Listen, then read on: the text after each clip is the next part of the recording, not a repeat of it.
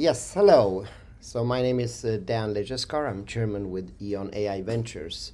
I had a pleasure to share with you some of the insights of the new program that EON AI Ventures has launched in collaboration with EON Reality, which is the EON Wealth Weaver program.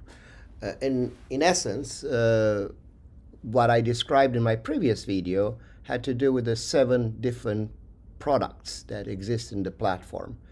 And to be short, this is a platform as a part of EON AI Ventures and EON Reality, a solution for income.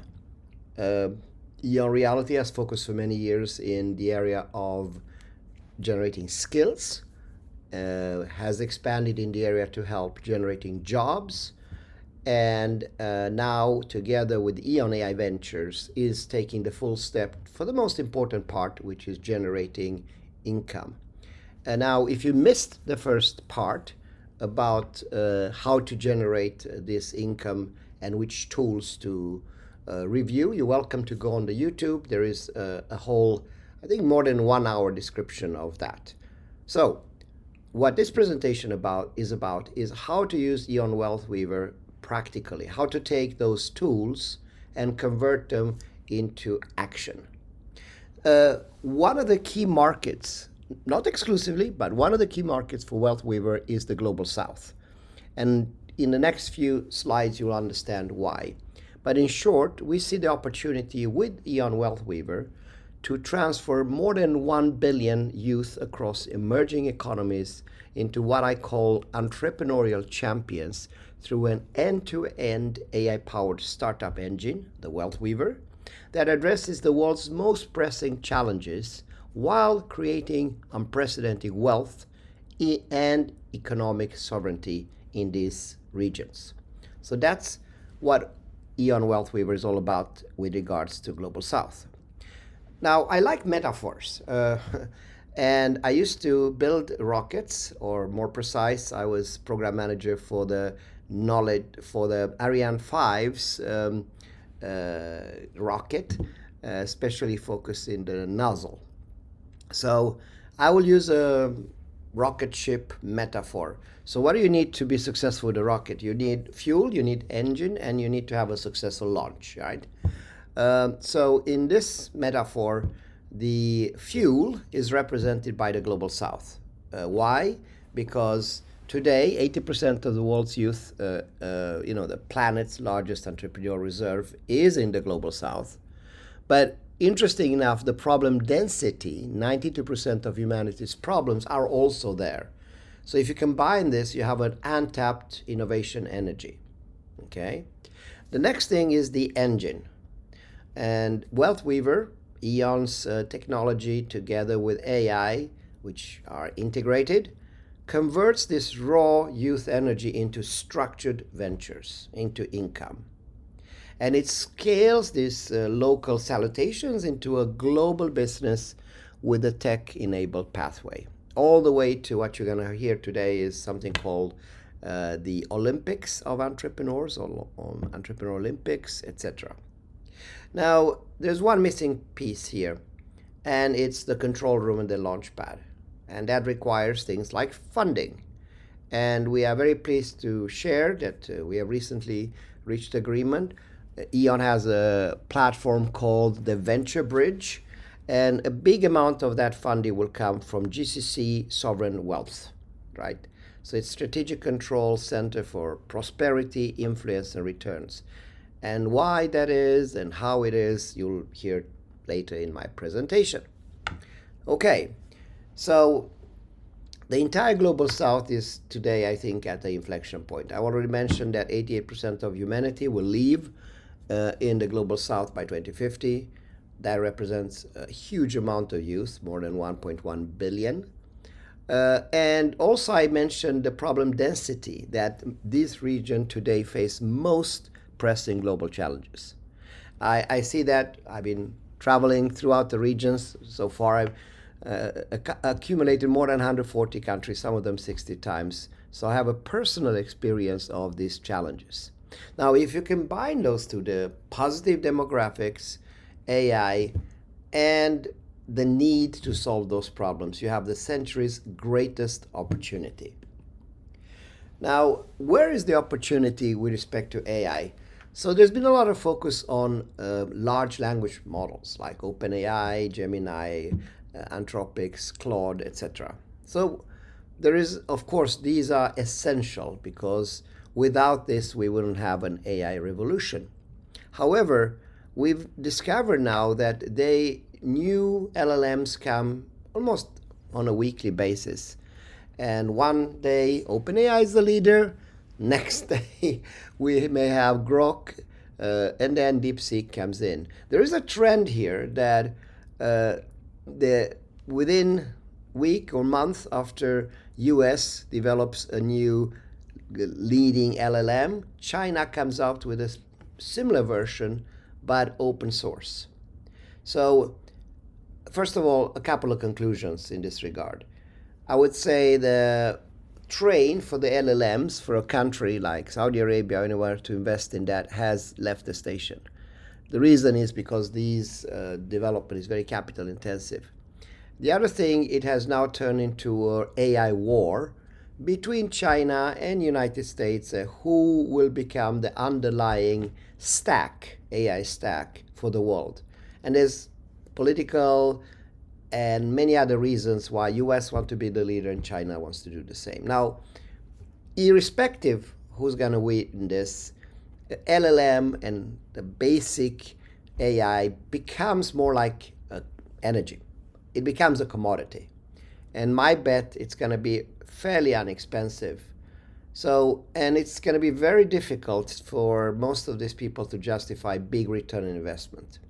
So now, if you look at return on investment in artificial intelligence, most of it will be in the application layer. If you can make money on the basic LLMs, or very few can, a handful organization across the world, what will the rest of the world do? They will use these LLMs to put them into solving problems and develop applications. And we've seen it. Applications they offers faster return investment, lower barrier of interest.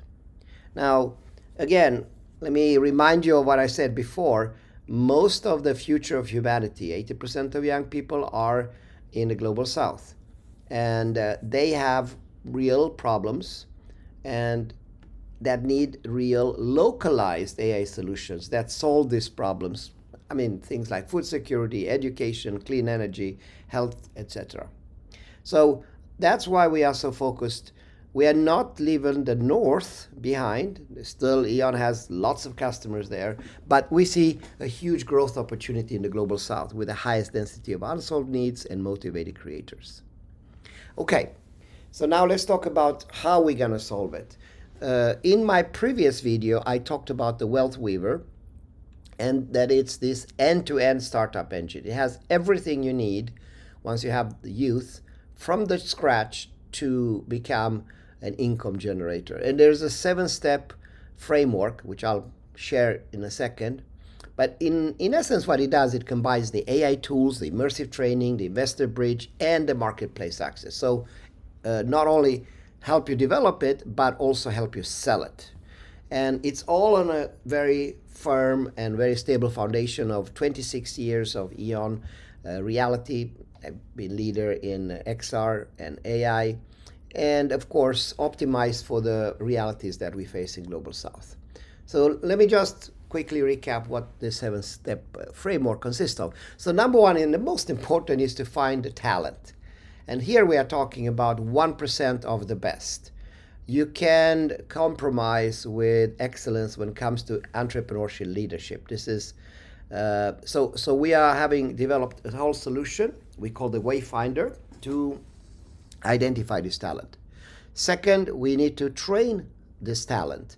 And we have a 6-month entrepreneur school. It's both a school that will be hosted by our university partners. We have, over the year, accumulated more than 4,000 of them across the world.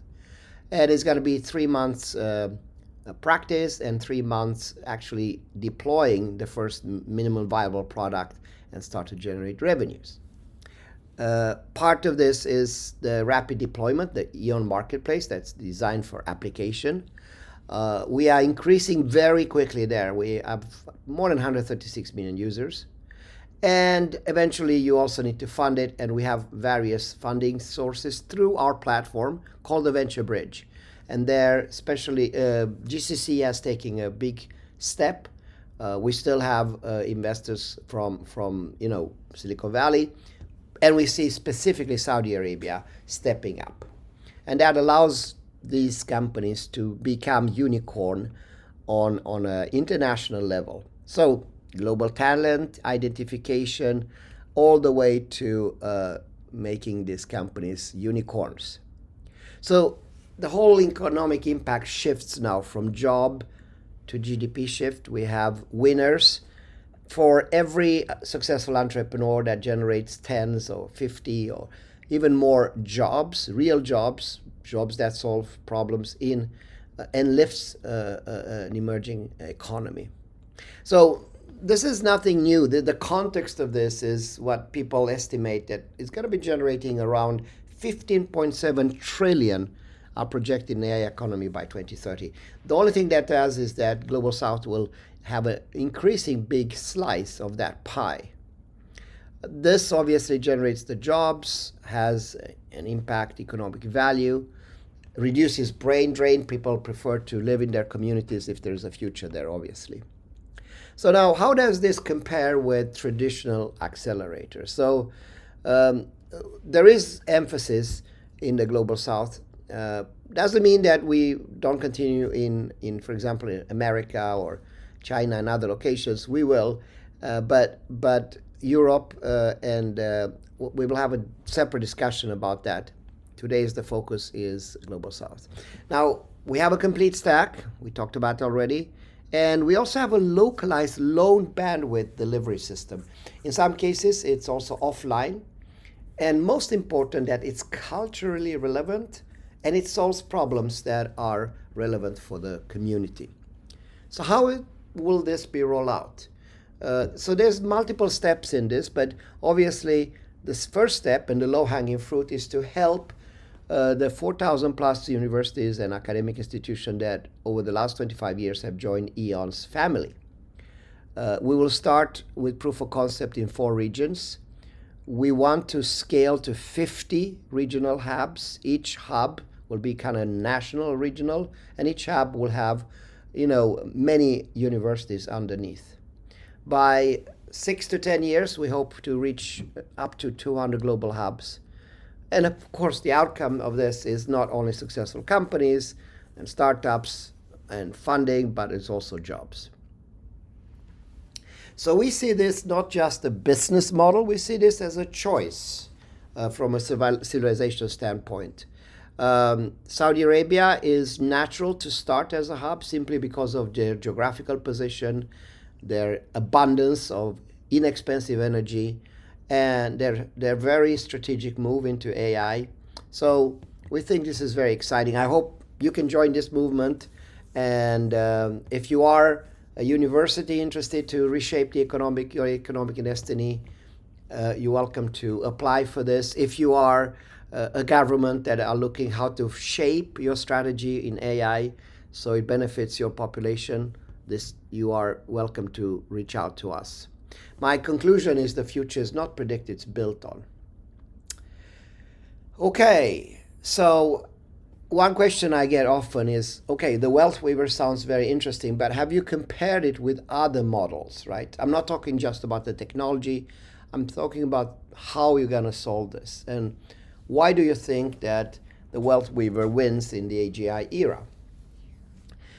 So objectively, this is the world's first human-centered, capital-powered, innovation-first model that looks at AGI disruption, which can be very negative, and turns it into something positive. You can say that if life throws you lemons, you do lemonade.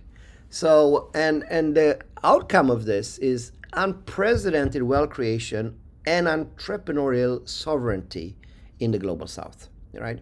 So there's been a test done, so there's been an analysis done comparing this model with other models, and that's what I'm going to focus here to share with you. We looked at 12 critical criteria, how you measure these models, and we looked also at 6 other major AGI transition models.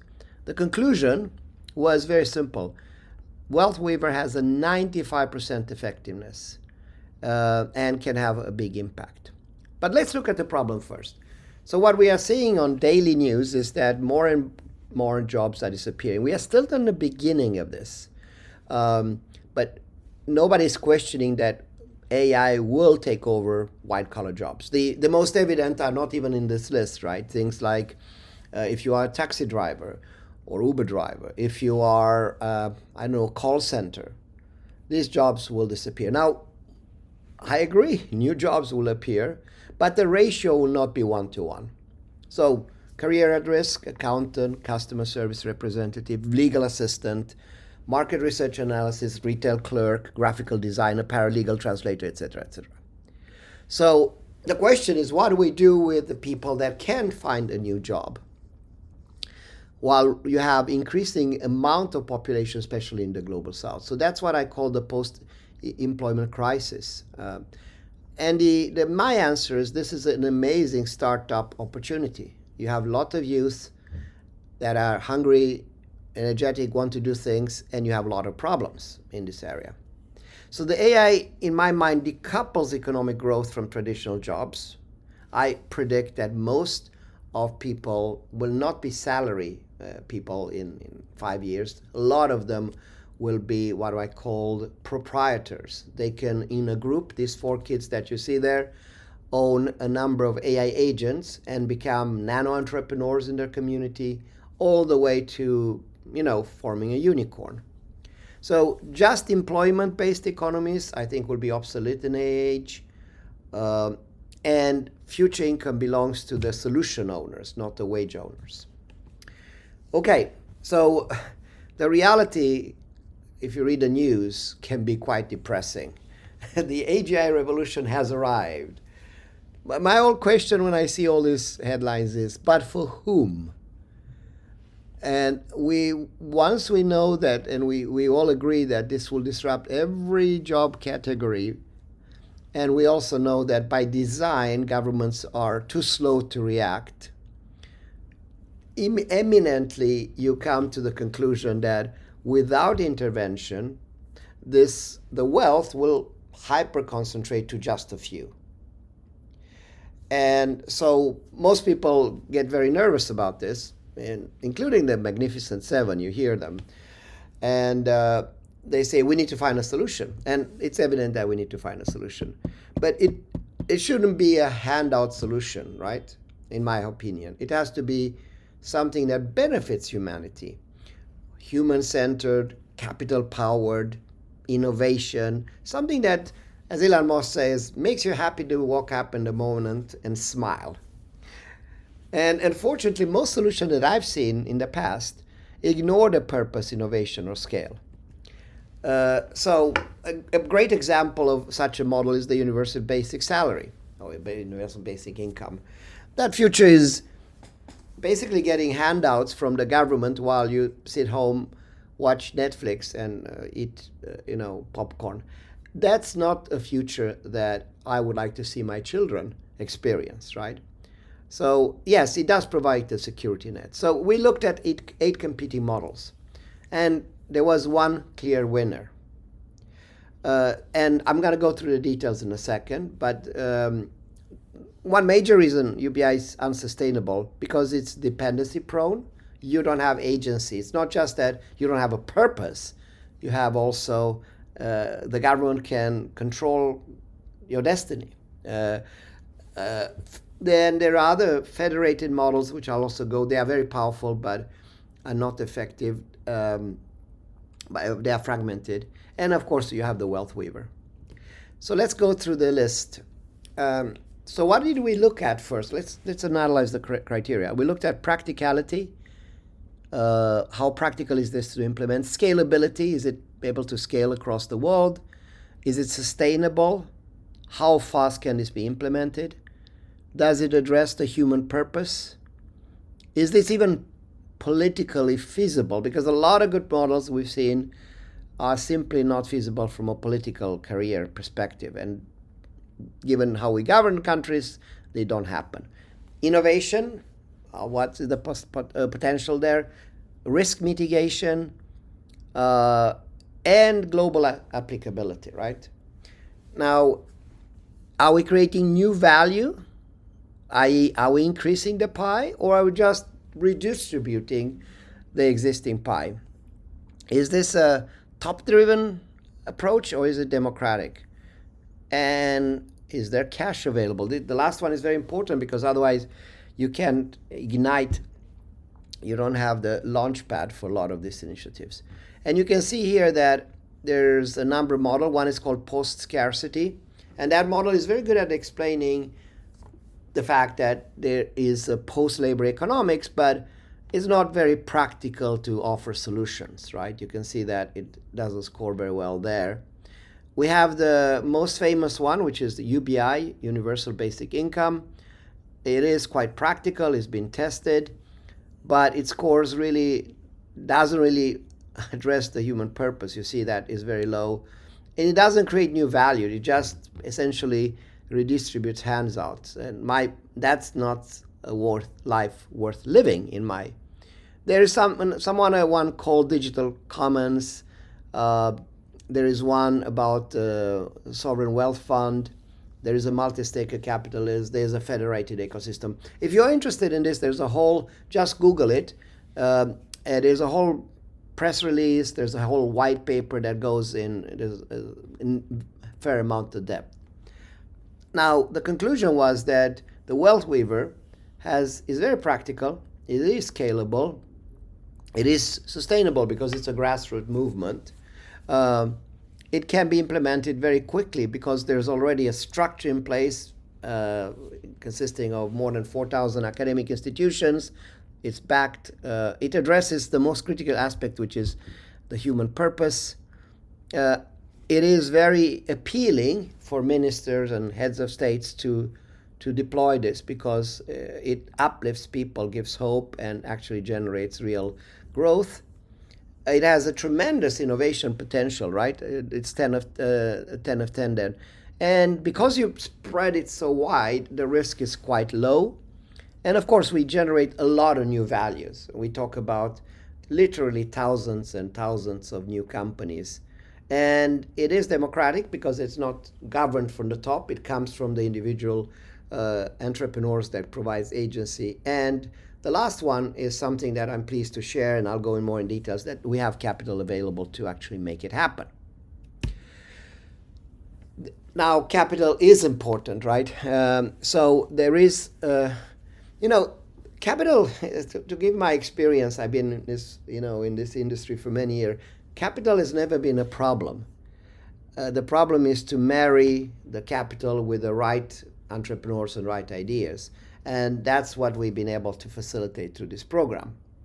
We were talking about the metaphor of command room, and we have intentionally selected the GCC partnerships as a way to start, not only because they are geographical in the middle, not only because they have money and cheap energy, but we see a future model for how this can be run across the world. So here, we are not talking about hands out. So money will not be provided to academic institution or not to entrepreneurs just because they are in a poor area. They will do so because they provide an advantage and good return. Also, the cheap energy we talked about, the scale compute, and of course a lot of green jobs in connection with that.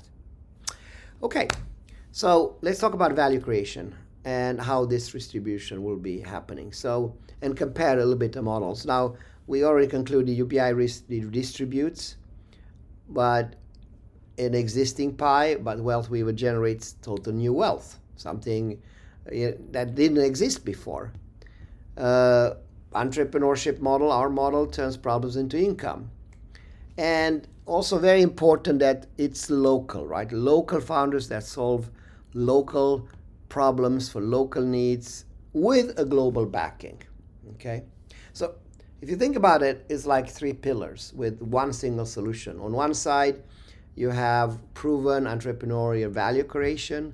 On the other side, you have democratic governance, because this is done individually, not only in the country, but is spread over many, many different incubators governed by universities and other academic institutions. And there is a sovereign wealth infrastructure that already exists, right? So if you combine all these things, you get this fantastic scalability, but also legitimacy, right? It will happen. So it's all about agency and sovereignty for the global south. This 1.1 billion youth that have a huge innovation untapped force, right? Today it's like having this fuel that is sitting idle. You have the wealth weaver that converts the youth unemployment to economic acceleration. And you have basically the transition from skills that EON XR has been working for, I don't know, EON Reality probably 26 years now. Jobs with solutions like Career Compass that actually get you to real jobs, and also income for these new entrepreneurs. So the idea is we own it, we build it, and we lead. One of the things that is personally for me the most appealing is purpose. I think life is not worth living if you don't have a clear purpose. And that's what makes me happy about the Wealth Weaver, because while other models ignore meaning crisis, Wealth Weaver solves it. Founders gain a mission. You wake up in the morning, you know what you want to do. Community, friends, and also economic power. It's very nice to come to your parents and show, look what we've been able to do, and that not also only makes your parents proud, but makes your wife and family, if you or spouse, depending where you are, and generate success. So products serve local, but the goals become planetary goals, right? Because we have the similar problems throughout the world, right? And the work is not just a chore that you have to do, but it becomes creative, not extractive.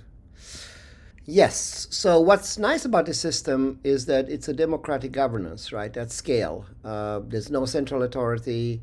All the hubs are localized. We talk about potentially more than 4,000 different entry points here, with students covering more than 100 countries. Each hub is self-governed. Equity ownership is by the entrepreneurs. And also culturally, it's autonomous, right? It respects Latin American culture, African culture, or whatever the location is. So, of course, the world was not built in, Rome was not built in one day. So there will be various steps. We see a foundation model. We have secured now the capital to help build those centers. We also expect to invite a lot of people to GCC now, academic institutions especially, to put forward their proposal for incubators and get a co-founding. EON will work through predominantly to the co-founding aspect, also engage Learn for Life, which is our nonprofit organization, to contribute to help those to be set up. And of course, set up infrastructure. We will also announce and roll out something we call the Entrepreneur Olympics. I'll talk about that a little bit later, etc., etc. So that's the foundation. Then we'll scale. We'll launch the first hubs in Africa, Asia, Latin America. We will onboard a lot of entrepreneurs. And of course, the best ones for each local level, university level, will be winners, etc., and will they propagate through the system. And within 19 to 48 months, we see this expanding and dominating the landscape. A lot of these entities will reach self-funding. We will shape new global standards. And we believe this will be the go-to model for AGI transformation. One thing I like is speed. I think speed is super important in the AI era. So this will be faster than any incubator. If you have a traditional startup runaway, you talk about 12 to 24 months. If you talk about a Wealth Weaver AI first company, we talk about less than 6 months. Why is that? Because they don't have to stumble as much. They get the tools from day one. They get the AI mentorship. They are helped with the structure. They get capital access. And most important, they get market access, right? Sales. Now, let's talk about the partnership. So E.ON has a long-standing tradition and experience in GCC. And the GCC has been amazing in stepping up when it comes to provide innovation capital. You see that in UAE, you see that in Saudi Arabia, you see that in Qatar. And there is a strong government backing, and decisions with regards to quality investments are made quite quickly. So that also provides a geopolitical reach and very little dependency. Now, let's talk about metrics, right? So it's difficult to predict the metrics, but we believe that within 10 years we'll have more than 100,000 entrepreneurs. We believe that the economic value will be somewhere around 60 billion, conservatively 50. We see thousands of hubs that independently will mushroom. But most important, that this becomes a democratic process. I am a bit hesitant to take big words in my mouth, but I think really this is a new civilization blueprint. We believe we have a positive outlook, obviously, regarding AGI. Applying such a model like Wealth Weaver, instead of dividing humanity, it unites humanity. We choose prosperity. This enhanced model, I think, can become the gold standard, will become the gold standard. The logical approach with this, with tech, capital, community, and ownership, is a very strong winning formula. So obviously we invite you all to participate in this. If you are interested, feel free to reach out to us. You can find me at Dan@EON Reality, and looking forward to work with you on this. Okay, so now we're going to talk about the Alliance. So this is the Global South Entrepreneurship Alliance, which is the largest in history, to my knowledge. We looked a lot at this research, or we will become the largest, I should say. It will be launched not only by EON AI Ventures, GCC, and I say Global South leaders. We have more than 4,200 partners and customers. And we'll tackle not only the wealth issue, but also the inequality through inclusive innovation, right? So as I mentioned earlier, we think this has a potential over 10 years to generate $60 billion in value creation for this organization, with a lot of new jobs and startups. So let's talk about the Alliance. Who is behind this, right? So when I say the largest Global South Alliance, you'll see why in a second. I will also talk that initially GCC will play a big role to fund and become a control room. Saudi Arabia will lead within that. And we will tackle the inequality innovation. So I like this picture because it provides a view of what happens. There's 100 plus countries. So how will this work if I use one country as an example? The national ecosystem will have 3 tiers. So EON already has local partners, so we call them alliance partners or local, that are helping to and have helped us to provide the skill solution and the job solution to academic institutions predominantly and companies. So they are the architects behind the 4,200 organizations that EON has accumulated over the years. So they will continue in that role, but obviously focus a lot on the Wealth Weaver. We tend to work exclusively in a region or a country. If it's a big country, obviously we have several, like India. But the important is that these have exclusive rights over the national market, so they can deploy the capital and feel secure and safe that they can get the return on investment, obviously. So what will they do practically? They will orchestrate the national deployment. They will reach out to the universities, academic institutions, and companies in their region to set up the local incubators. They will engage with governments with regards to setting up a national center. and they will be running and helping to orchestrate all the Wealth Weaver products, the applications, coordinate uh, what I call the Olympics, right? The Entrepreneur Olympics. And how will they be rewarded for this? They will get 30%.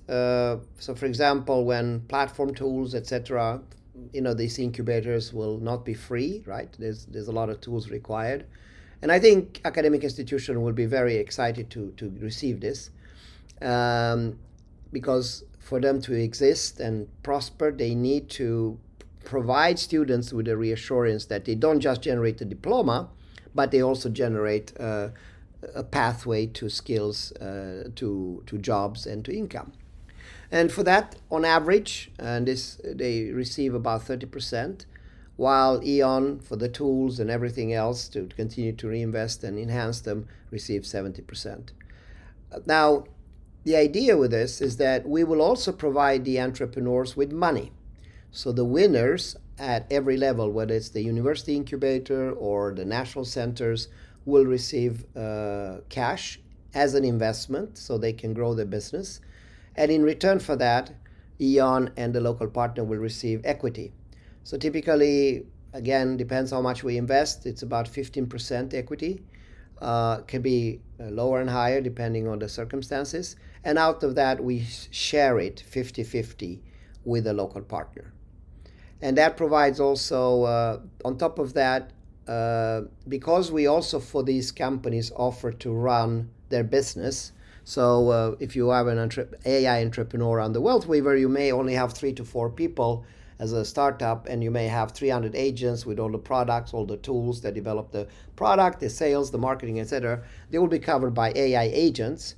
And if we provide all that, including the sales, which is the toughest thing, we also get some portion of the revenue, which typically is between 20% and in some cases going higher. And out of that, they get half of it. Okay? So that's what our local partner does. Now, if I move to the bottom of the pyramid, the one that actually generates all the potential entrepreneurs, typically we talk about university. It doesn't have to be university. It can be polytechnics, it can be other academic institutions, it can even be companies, clusters, incubator, etc. But they are the one that are the pipeline for the talent. Now, to receive all the tools, the 7 tools that I talked about, the Wayfinder to identify the 1%, the tools to actually generate it, the marketplace, etc., etc., and to run this activity, their incubators, they have to pay a certain amount. Now, it does vary, but on average is around 300,000 per institution. And what they get for that is the talent discovery, the preliminary training, the founder screening. In fact, they turn their existing entrepreneurial incubators from something that is more theoretical about learning about entrepreneurship to something that's functional and deliverable. Okay? So the idea is that if they have, let's say, 50,000 students, a big university, maybe out of them, the minimum, by the way, for us to engage to have enough is about 5,000. Now, if they have that, then working through the Wayfinder, we may end up with 200 per year. So it's a very selective group that will join the entrepreneur school. It could be higher, but it's that 1% that they really have to have the merits. And during that period, these students will undergo a 6-month entrepreneur school, which the materials, the software, the tool is all provided by us, by EON and our local partner. And also the funding to run this, the winners, which also become quarter finalists for the International Entrepreneur Olympics that will be held in Riyadh, where the investment starts at 5 million and go to 200 million. So they, even at this university level, will receive, there's a pool of around $50,000 to be shared among the top winners, and that will go to fuel those startups. At this level, we see that by the end of the 6 months, when they graduate from the entrepreneur school at the university level, they will have at least an MVP, a minimal viable product, And they may also have generated the first revenue, predominantly using EON's 136 million uh, uh, marketplace, right? So we can help them to sell. So the winners here will then be eligible and qualify for the national centers. That's the tier 2. And what are those Wealth Weaver centers? They are the regional growth engine, right? All governments have such initiative, most of them, I should say. They realize the value of AI, they realize the engine that AI provides. So the function of these national hubs is to advance acceleration, mentoring, and investor readiness. So think about it as what we do at the incubator level, but with better tools, more support, more financial support also, etc. So the idea is to take those baby, companies and grow them to national, real, strong startups. In fact, again, the program there in length varies a little bit, but on average, again, 6 months. We talk about a very short period here again. And the outcome of this, at the end of the rainbow, so to speak, this company that graduate and the winners will get much bigger prizes. We talk about up to $1 million, $1.5 million that will then be invested so they can continue the growth. And it is a selected filter, right? So there will be fewer and fewer, but stronger and stronger as we go through the process. Now, perhaps the best news with the Wealth Weaver Center is the winners will then be qualifying for the International Olympics, the Entrepreneur Olympic, which will for now be hosted in GCC.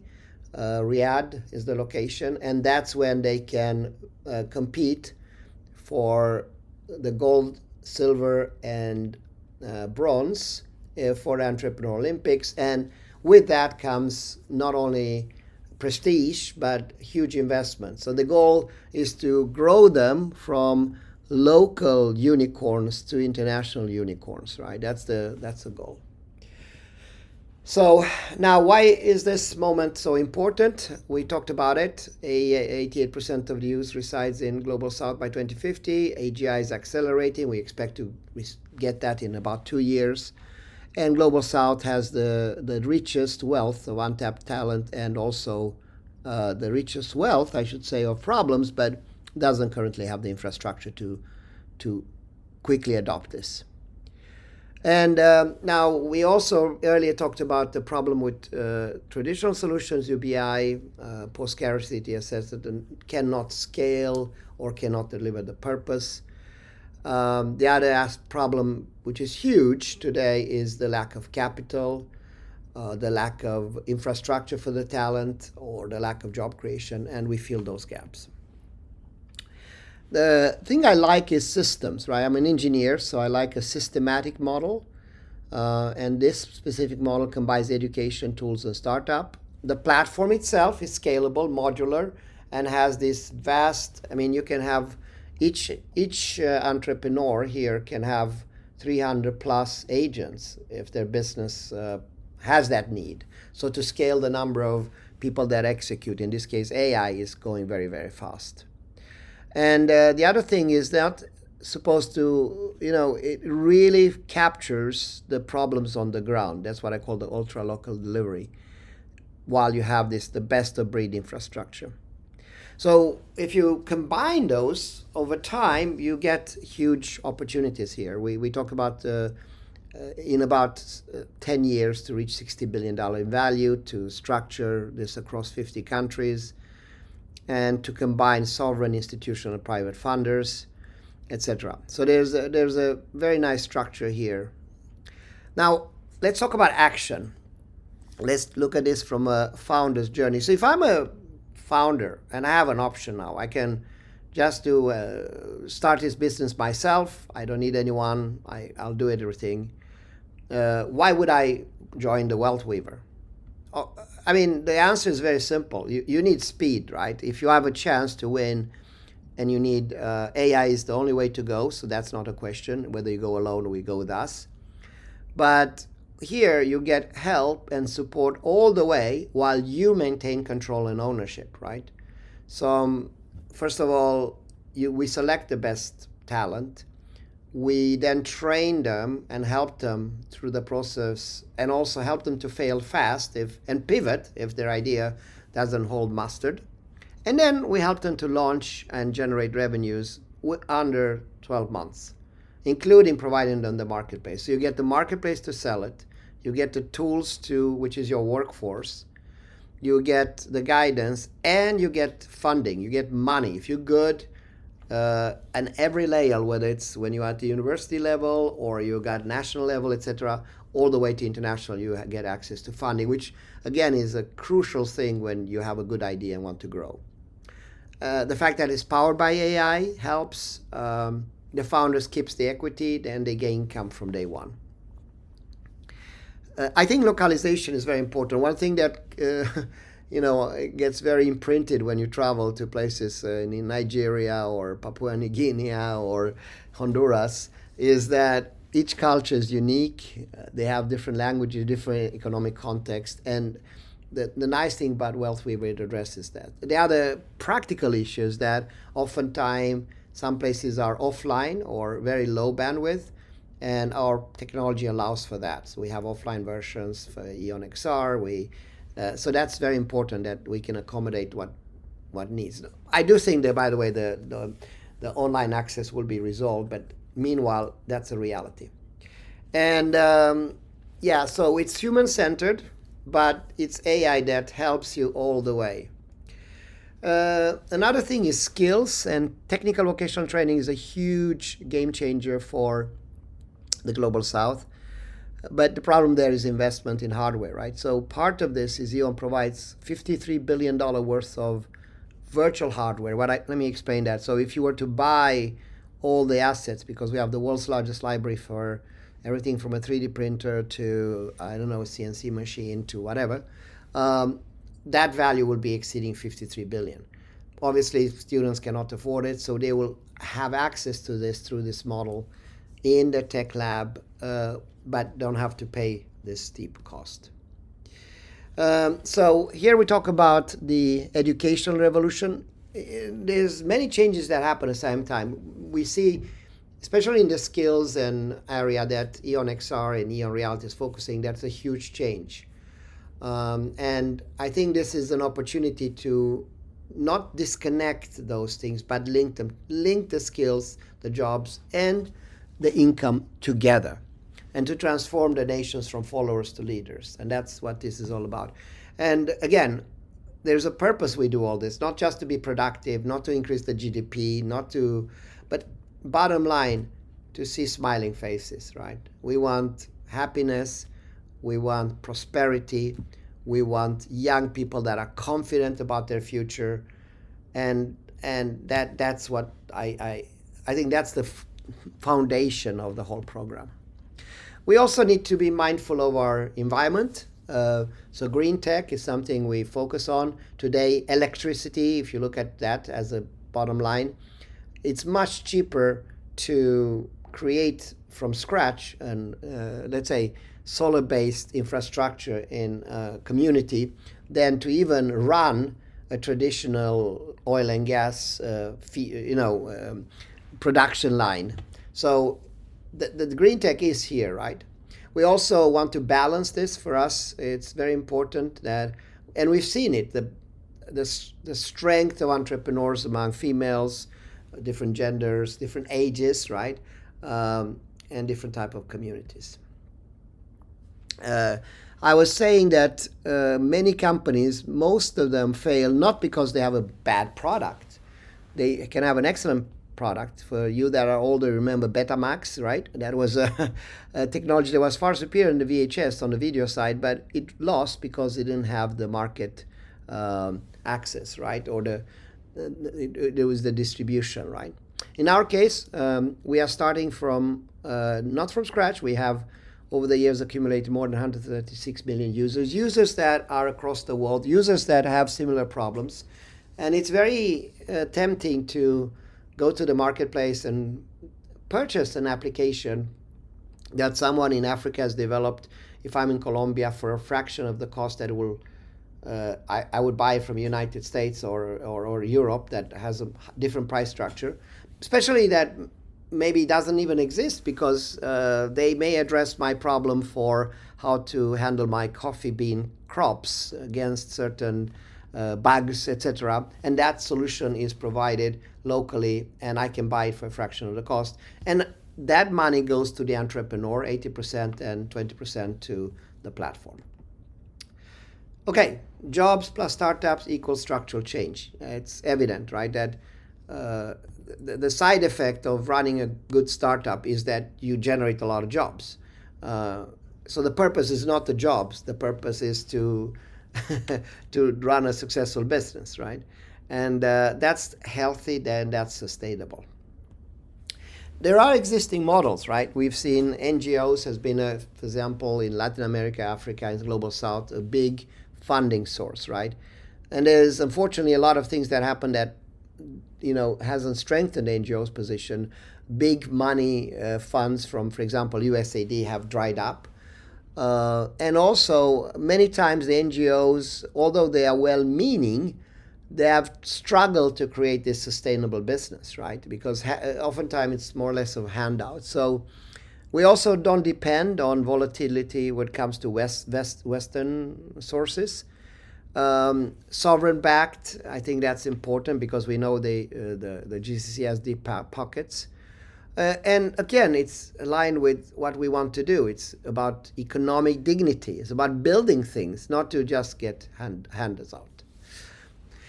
Okay, so how is this governed, right? What's behind it? What I like about it, it's led by the Global South for the South, right? So if you look at every level here, who's represented on the boards of academic institution, on the national level, they are locals, right? Local representatives, which oftentimes, have been on the national level democratically selected or selected by the will of people. Participatory metrics, feedback loops are all included. And also we can measure everything, right? That's very important. If you look at the history, if I for a second take on the Global South hat, history was written without us. When I grew up, it used to be the West and the rest. That has changed.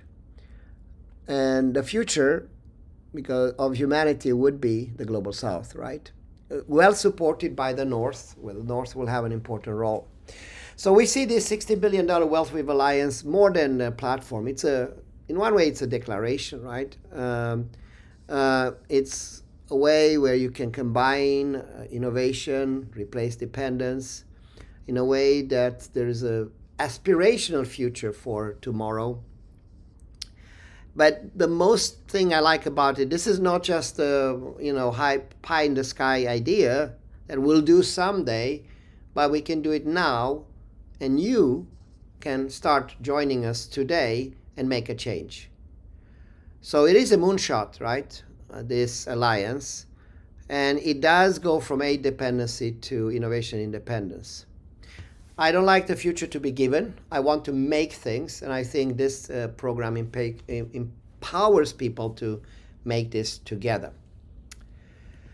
Okay, thank you for that. Now let's move on to how we're gonna, trigger the command or the launch pad. And in this case, the AI Venture will work very tightly with the Gulf initiatives.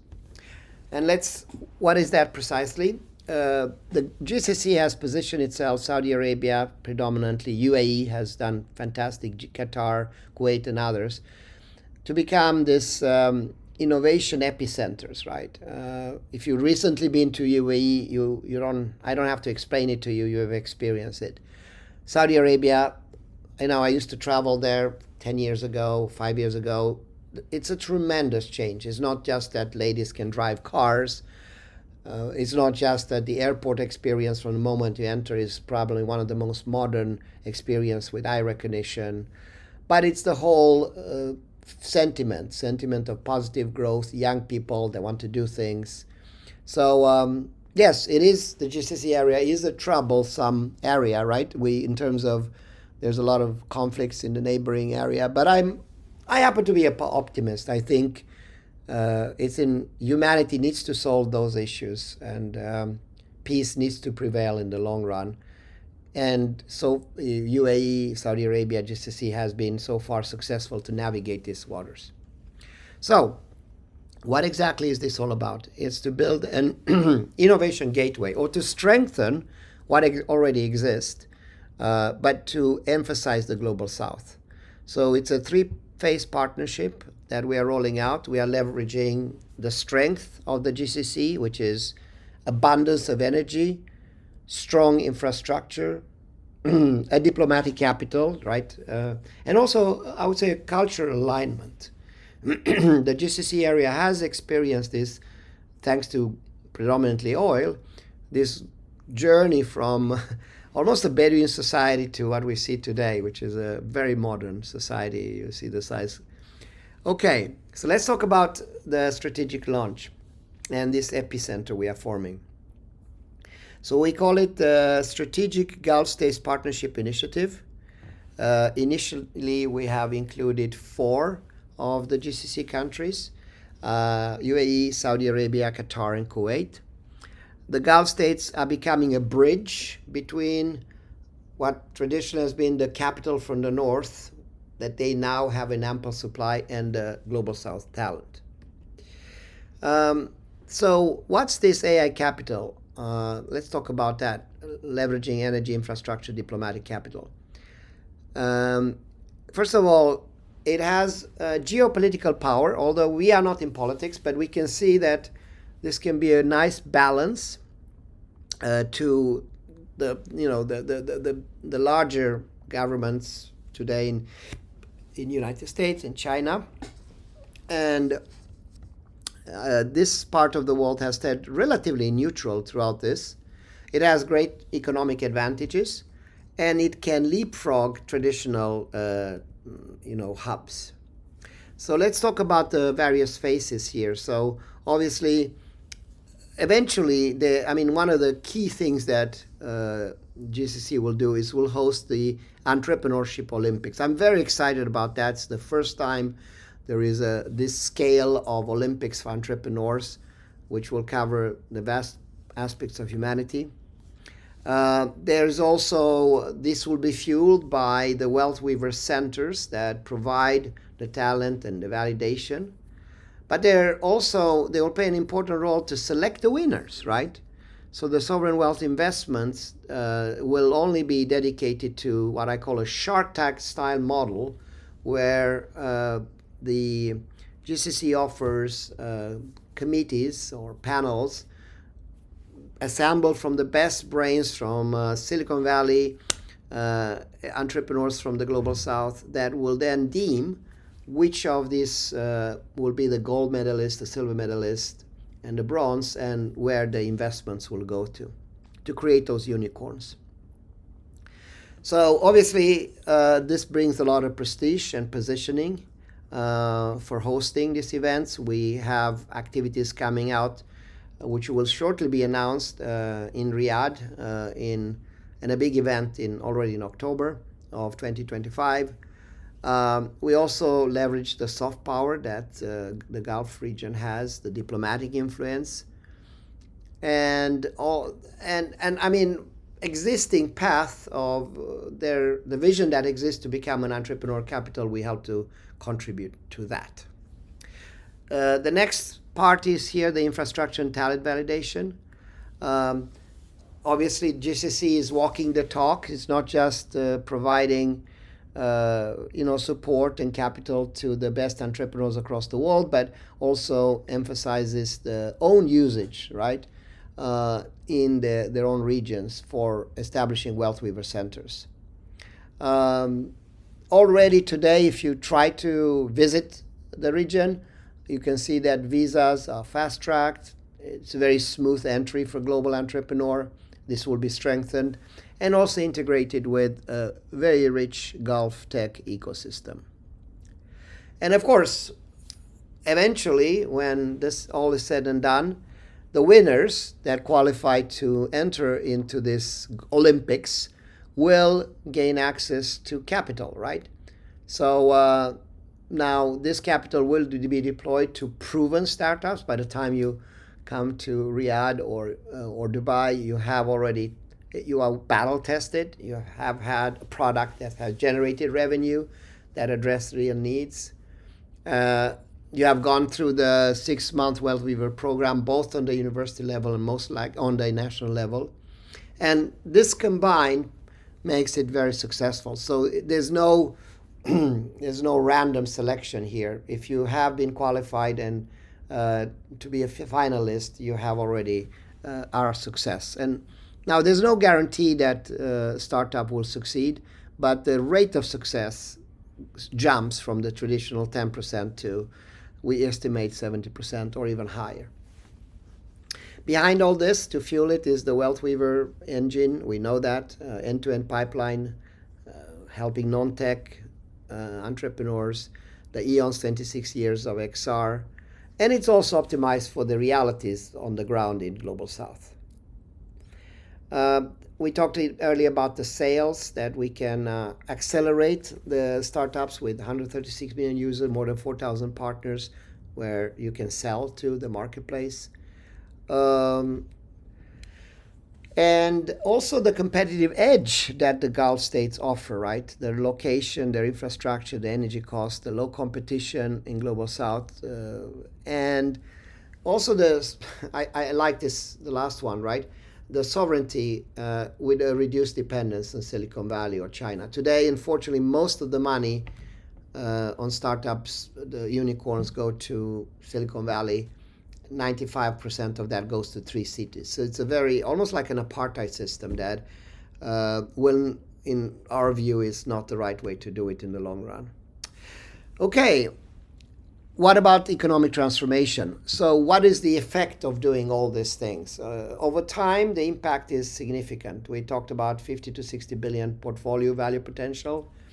We talked about permanent geopolitical influence, where the point of inertia shifts to the Global South. And we also talk about a strengthened ties between Africa, Latin America, and Asia. Okay? So now let's talk about the investment. How much can you get as an entrepreneur? I wouldn't say sky is the limit, but it's almost there. It's all about once you have proven your business, you generate revenues, then that's when you need capital to scale, to become a unicorn, right? And initially on the lower level, it can be as little as 100,000 to 2 million. But once you get to the level of, let's say, the International Olympics, you talk about 5 million to 200 million. But assuming you have the real product, traction required for funding. This model provides a significant mitigation of risk. Investors that enter have multiple exit points. Obviously, it's a diversified portfolio, both geographically, geopolitical, to think about that, but also segments, right? We talk about various segments: energy, healthcare, education, etc. So they are de-risking layers here to help out. There's a lot of action here. I've been to GCC at least 7 times, flying from California back and forth. To make this happen, we are announcing in the next 30 days the events. In fact, I think almost in about a week or so, you'll get the first invitation. So if you are interested in joining in GCC, let me know. We have already decided that Riyadh is the first place. And the whole idea is to have a path to sovereignty, to have more control as an entrepreneur, and to get the necessary funding you need to grow. So the idea is to build this AI century, EON, the Gulf states, as a control room and as a, let's say, trigger and a financial support for the successful entrepreneurs. There is an opportunity here to lead in this new era of AI-driven prosperity, and we welcome you. And if you are interested now as a Gulf state also to participate, we haven't reached out yet to you, feel free to reach out to me. Okay, so let's talk about the Saudi. And Saudi is being selected as the start point here and also as the leader. And I want to give you some logic behind it. So you all know, you've probably heard that Saudi Arabia is creating a project that has $100 billion initiative in AI, right? And they want to become a capital and AI investment. They realize that LLMs, that train has left the station, right? That's China and US predominantly that will win it. But they also realize that the biggest value with the AI and the biggest growth opportunity is not in the LLM level, it's in the application layer. So, given the fact that Riyadh and Saudi Arabia is in the middle, smack in the middle of global south, within a few hours you reach most of human population on Earth. Given the fact that it has the capital, it has access to the inexpensive energy, and very important, has a very bold and ambitious plan to become a leader, it made perfect sense for us to join forces here. So Riyadh will be, EON is establishing its headquarters for the region and global south in Riyadh as the AI entrepreneurship position for the global south. And we are using this base to help foster many startups and also help with the investment. So what's the role and the strategic role of Saudi Arabia? It's not just access to investment, but and the headquarters, but also provide stability and what I call sovereign tech funding, right? So if you take a step back, this kind of aligns with what I already said. The shift from infrastructure to application, because the LLMs are commoditized, the true value being in application, the global south's density of problems, and the native insights. Then if you look at that and pick up the map, then this Saudi EON model makes a lot of sense, because it bypasses the current way of doing the model wars. We don't have to worry about that. We will look. We obviously, I'm partial this because I come from the West, so I hope the model in the US will win, but I also see the value of China having a very strong solution. So I don't want to, I'm originally from Sweden, right? So I want to be neutral in that war. But independent of who's going to win that war, these models will be foundational, right? We can build on them to generate and empower local AI solution for education, energy, health, etc. We talked a lot about this 88%, so I'm not going to linger on that. We talked about the culture fluences, but we didn't emphasize the fact that it leapfrogs legacy infrastructure to these AI native apps. If you haven't read about the project, the $100 billion and the Humane, the new company, I encourage you to read a bit, Google it a bit, or whatever you do there, ChatGPT it. And it is the largest sovereign AI initiative globally, right? It is totally aligned with the Vision 2030 to diversify beyond oil. And it has funding priority to validated entrepreneurs, right? To strengthen, of course, Saudi Arabia's own population, but also its commitment for the region. And it looks over decades, right? It's not a short-term plan. The fuel, again, is the 7-step Wealth Weaver framework. We know the talent, the entrepreneur school, the AI agent. By now, you know the AI-assisted MVP development, the marketplace, the pipeline that we have from Saudi Arabia, and also other parts of the world. And, of course, the global scaling opportunity.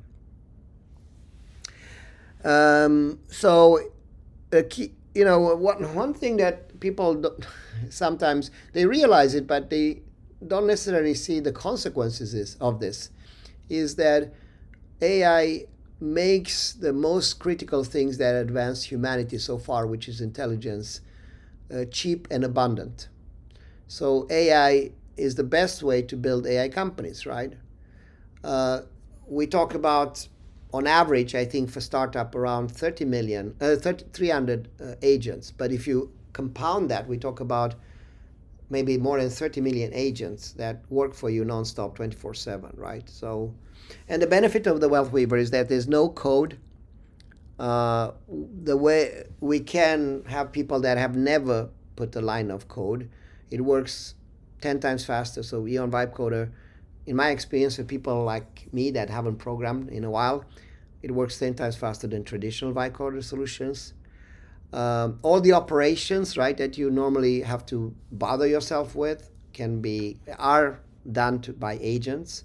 I'm talking about improving marketing, improving sales, improving operations like legal activities, coordinating operations, HR. Um, so you get from the beginning a very strong base, although you are a startup. I wish I had something like that when I started my own business. But the most important thing is that we're talking about young entrepreneurs that may not have a technical background, right? So let's say I'm a young entrepreneur in Hyderabad, right?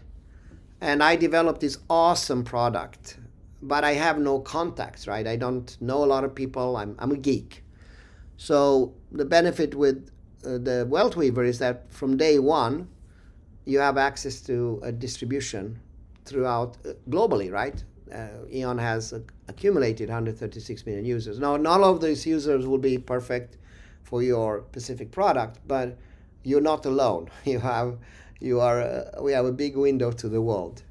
So that helps you a lot, especially if you're at the first business. I joke about it. I took my first check from a customer and put it on the wall. And that can make a huge difference for you, for your cash flow, for your confidence and everything else. Now, I don't know how many people that have tried to go through the exercise of setting up a business plan, making calls with venture capitalists and trying to do the pitch and hopefully get some money. I've been through that, and it's a very painful process. 99% of people that do that fail, right?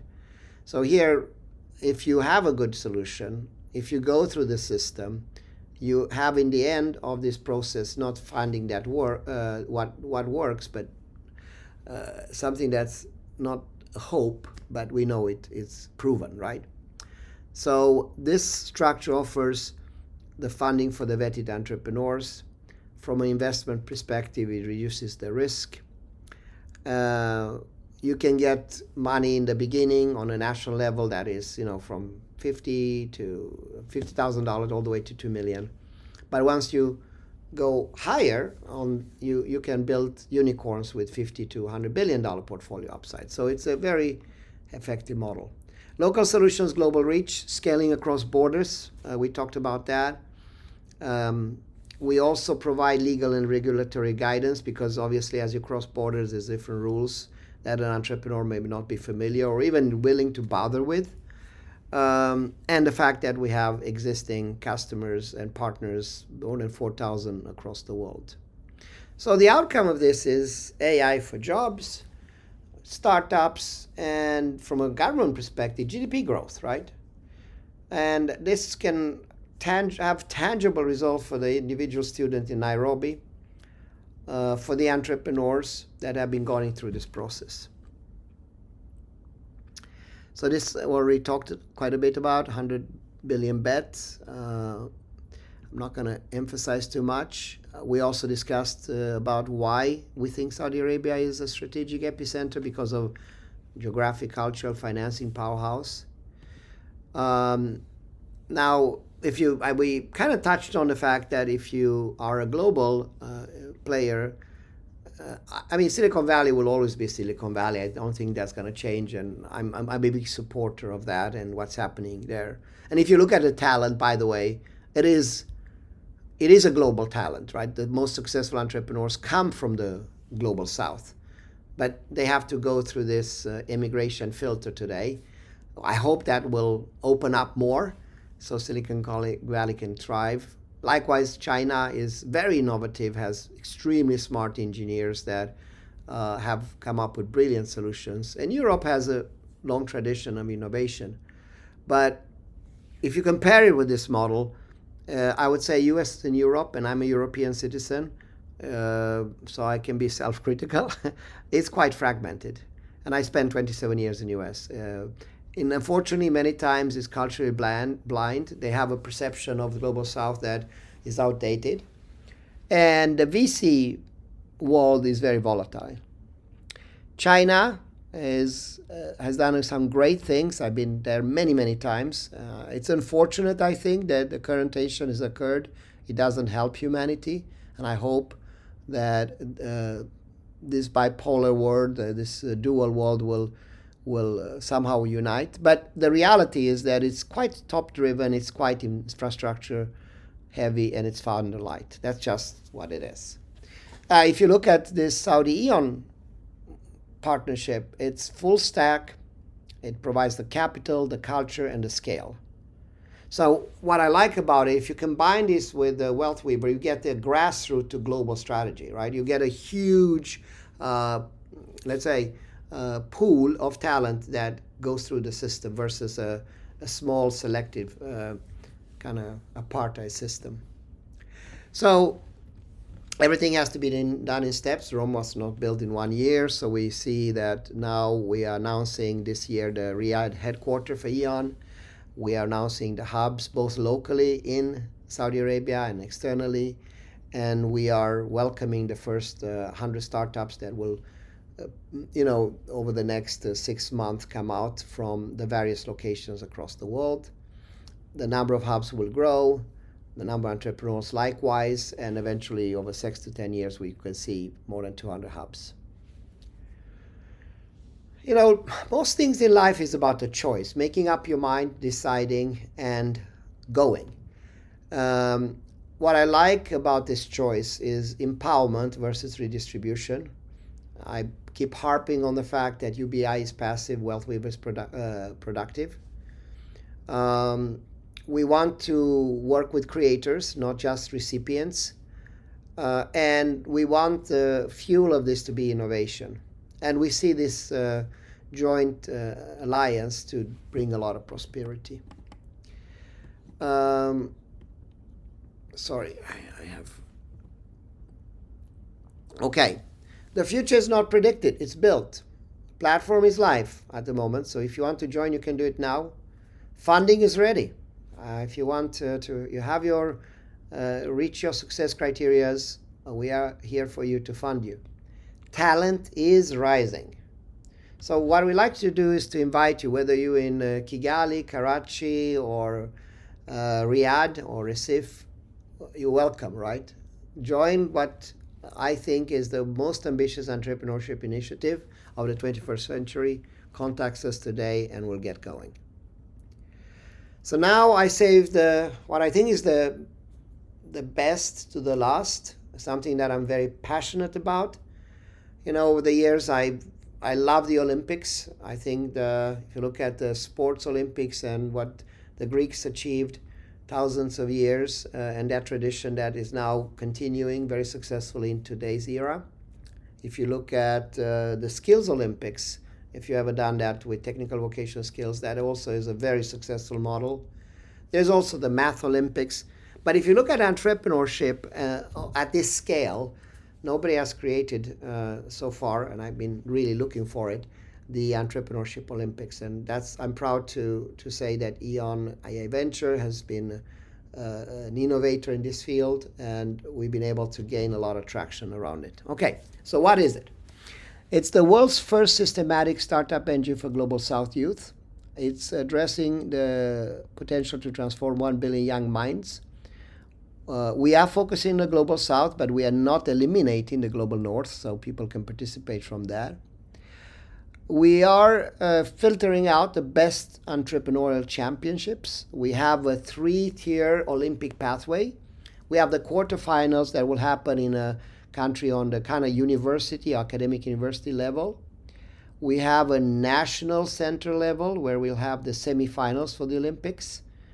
And then we have the epiphany, which the finals, which will be on international levels. And all these Olympics are powered by AI tools and backed up by sovereign wealth and some other private backing, wealth backing of the funding. We need to have a motto. And if you're familiar with the Olympics, they have a model. I don't recall exactly what it is, but it's something like run faster, jump higher, etc. So in our case, we use the Innovatius Scalarius Prosperius. My Latin is not great, so I hope I pronounce it reasonably well. Now, what does it mean? It means more innovative, more scalable, more prosperous. That's what we want to achieve, right? A revolution at Olympic scale with this competition that disrupts the whole approach to AI employment, creates new startups, not just job seekers. We have a big pool to 1 billion youth. We have, EON has a track record of more than 4,000 academic institutions over 26 years. And so far, EON has actually eclipsed 100 countries that have partnered with us. Not for the Olympics, but traditionally for the offers we've had. And now they are welcome to join the Olympics. So again, I'm repeating myself a little bit, but Global South is the golden opportunity. I already talked about 88% of humanity and the fact that it's ground zero for scalable innovation. You've seen maybe this slide before, or you're familiar with it. There are many careers that are at risk, and in fact, on the list, perhaps two of the biggest ones are not even there. Things like, for example, taxi drivers, call centers, etc. So, or customer service, you can say it's included there. But accountant, legal assistant, market research analyst, a lot of these jobs will dissolve, disappear, or be disrupted. Now, I'm an optimist. I think it's going to be new jobs created, or these jobs will be elevated. Having said that, it's not enough. So the ratio of replacement will not be 1-to-1, and that's where this comes. So AI, in my mind, decouples economic growth from traditional jobs. Employment-based economies will become obsolete. I mean, there'll still be employment, but that will not be the vast majority of the way people get income. And we think that the future belongs to a combination of this with AI solution owners, what I call proprietors, not just wage earners. So let's go to the Olympics now. World's first systematic start engine for Global South with the 3 pathway, university, national, and international levels. And support throughout this process to the people that participate in the Olympics, both with tools, funding, and also markets to sell their products. From startup to excellence, what's the pathway?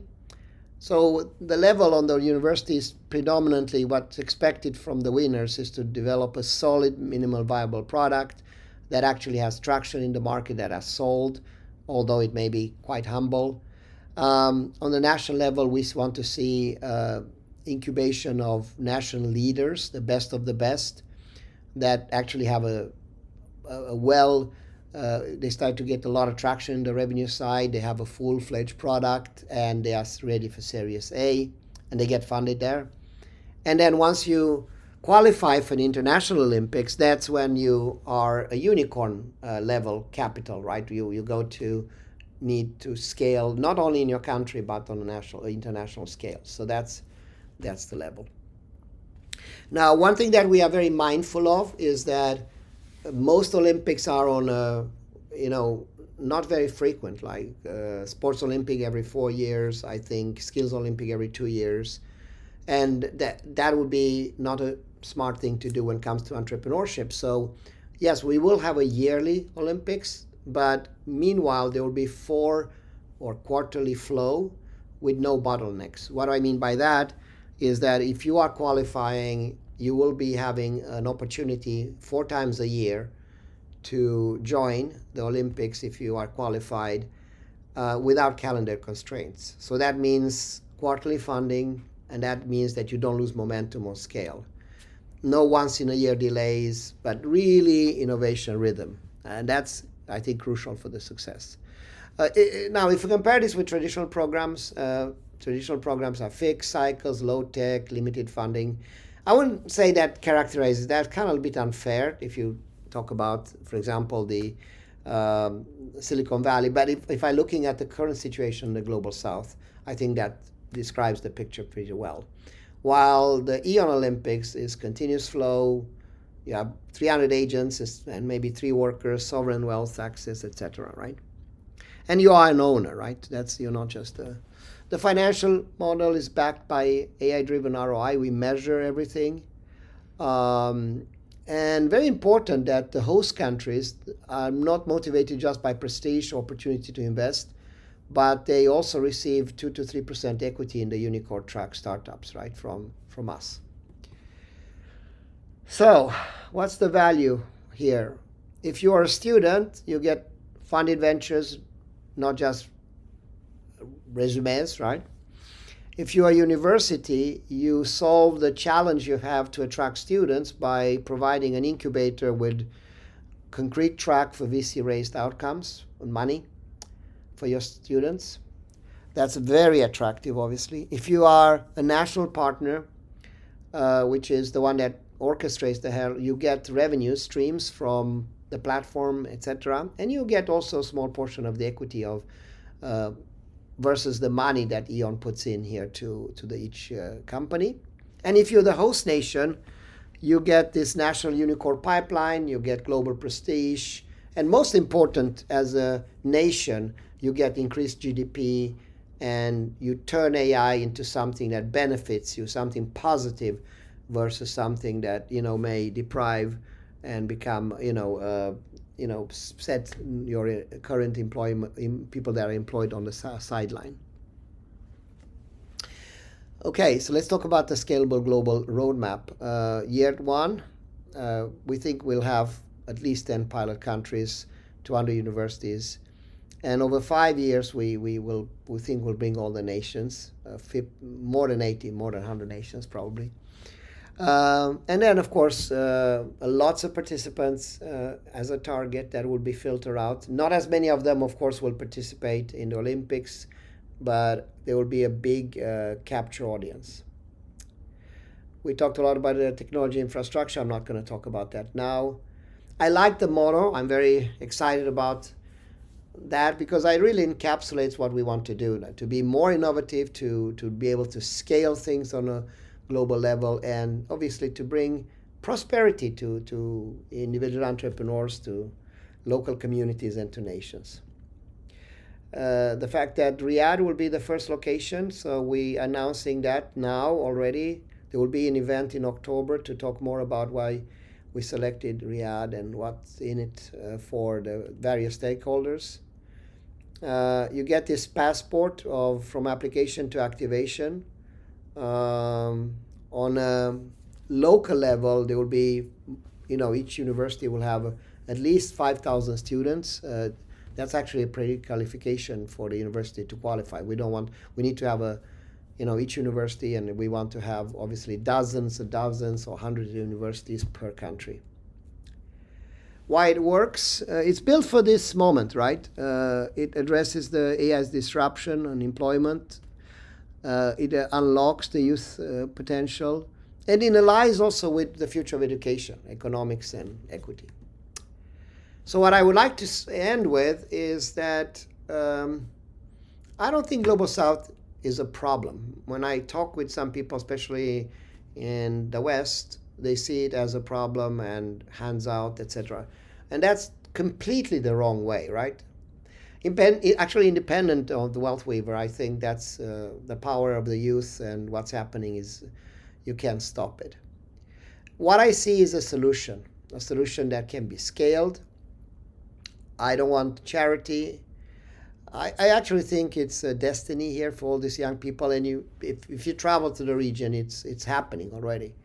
All EON Olympic does, it's fast tracks, and it fuels this, what I call the 21st century most important launch. So I would like to end by saying, join this huge civilization shift. Welcome. And if you want to contact us, please do so. If you want to contact me, you're welcome to do it also. My email is dan@EON Reality.